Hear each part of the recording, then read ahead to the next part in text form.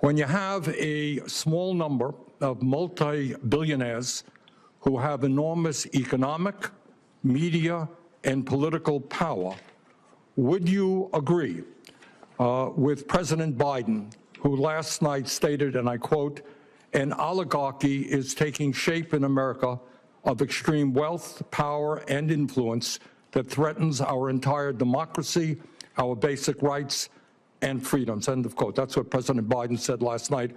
I agree with him. Do you? Senator Sanders, I enjoyed our visit. Talk a little bit closer into the mic. I enjoyed our visit, and I hope you got my follow-up materials that on the discussions, my previous writings on the tariffs and China.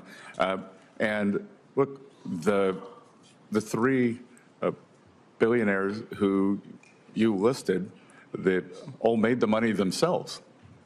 Mr. Musk came to the country as an immigrant. I understand that, but what I'm asking you is, when you have a handful of people like Musk, who will soon be part of the Trump administration, and others, when you have three people owning more wealth than the bottom half of American society, when these people have enormous influence over the media, when they spend huge amounts of money in both political parties to elect candidates, what Biden said last night is we're moving toward an oligarchy.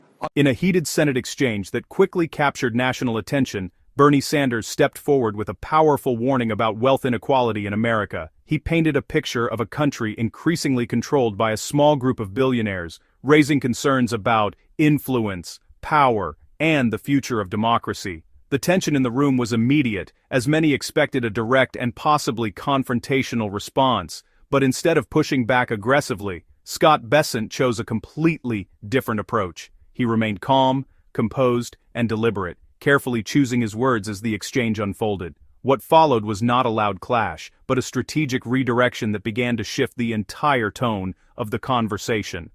Within minutes, the momentum started to change in a way few people anticipated. And by the end of it, what was meant to be a strong critique turned into a moment that left viewers seeing the debate in a completely different light. Personally welcome you and look forward to working with you. Well, thank you very much, and it's a pleasure to be here. Mr. Bessent, thanks very much for being in the office the other day. Mr. Bessent, the United States today has more income and wealth inequality than has ever existed in the history of our country. You got three people on top, Mr. Musk, Mr. Bezos, and Mr. Zuckerberg, who are now worth almost $1 trillion. That is more than half of the bottom of our society, some 170 million people. Three people, more wealth than the bottom, 170 million. We have more concentration of ownership today than we have ever had. We have more concentration of ownership in the media, where a handful of billionaires like Musk, Bezos, Rupert Murdoch, increasingly own the media and the information that the American people receive.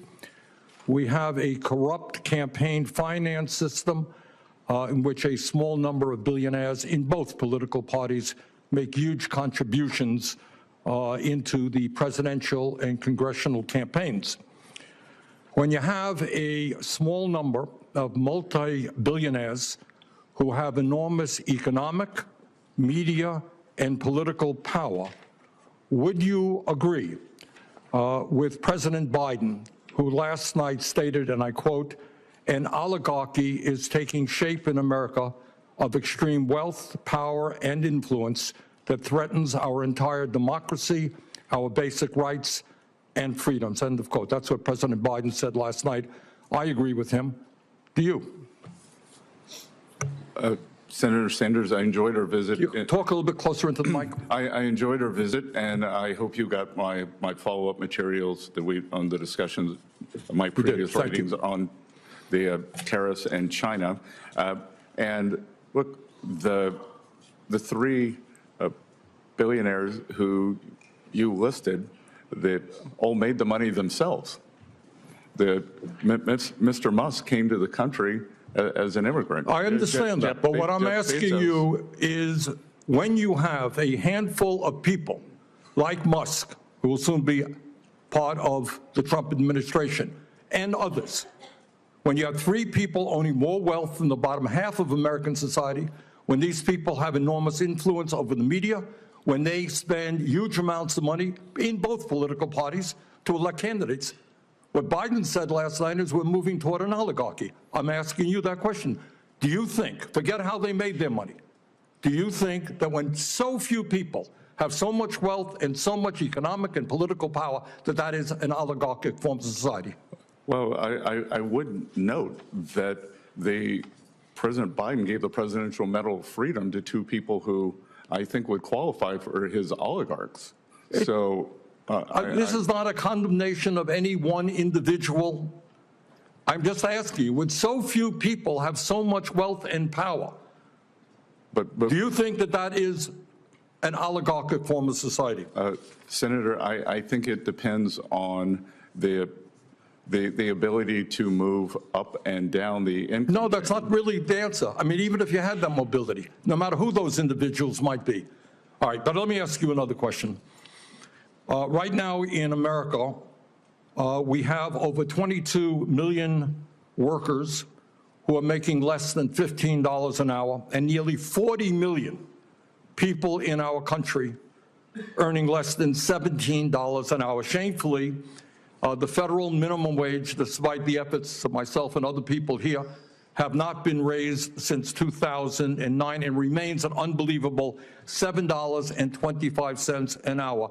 Will you work with those of us who want to raise the federal minimum wage to a living wage to take millions of Americans out of poverty?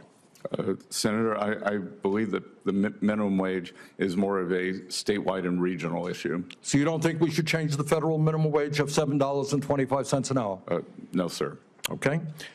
Mr. Bessent, millions of working class Americans who are struggling to keep their heads above water are paying outrageously high interest rates on their credit cards. Over half the American people who take out new credit cards are being charged interest rates of over 24%. During his campaign, President-elect Trump promised that he was going to cap credit card interest rates at 10%. I happen to think that that is a very good idea, and I will soon be introducing legislation to do just that. Will you, as if you are confirmed, be supportive of what President-elect Trump said and what I want to see happen, and that is to cap credit card interest rates at 10%? Senator, I think we can both agree that many credit card companies have been bad actors throughout history, and I will get back to you once. Now, very simple question. Trump said he wants to cap credit card interest rates at 10%. I agree with him. Will you be supportive of what Trump and I would like to do? When President Trump takes office, and if I am confirmed, I will follow what President Trump wants to do. Okay. Thank you very much, Mr. Chairman. Thank you very much. Next is Senator Smith. In the end, Scott Bessent showed that composure and clarity can be more powerful than emotion in a high-stakes debate, and that approach ultimately gave him the upper hand. He did not get drawn into heated rhetoric. Instead, he stayed focused on principles like opportunity, mobility, and economic nuance. By doing so, he shifted the conversation away from fear-driven narratives and toward a broader perspective on how wealth is created and sustained. His responses revealed a level of discipline that made his arguments feel measured, thoughtful, and difficult to dismiss. Rather than denying challenges, he acknowledged complexity, which made his position appear more grounded and realistic. This allowed him to counter strong claims without appearing defensive or dismissive. In many ways, his calm demeanor contrasted sharply with the intensity of the accusations, and that contrast worked in his favor. Viewers could see that he was not trying to win through volume, but through reasoning and control. That kind of presence often resonates more with audiences who are looking for solutions rather than just criticism. By the close of the exchange, it was clear that Scott Bessent had not only held his ground, but had successfully reframed the entire discussion in a way that strengthened his position.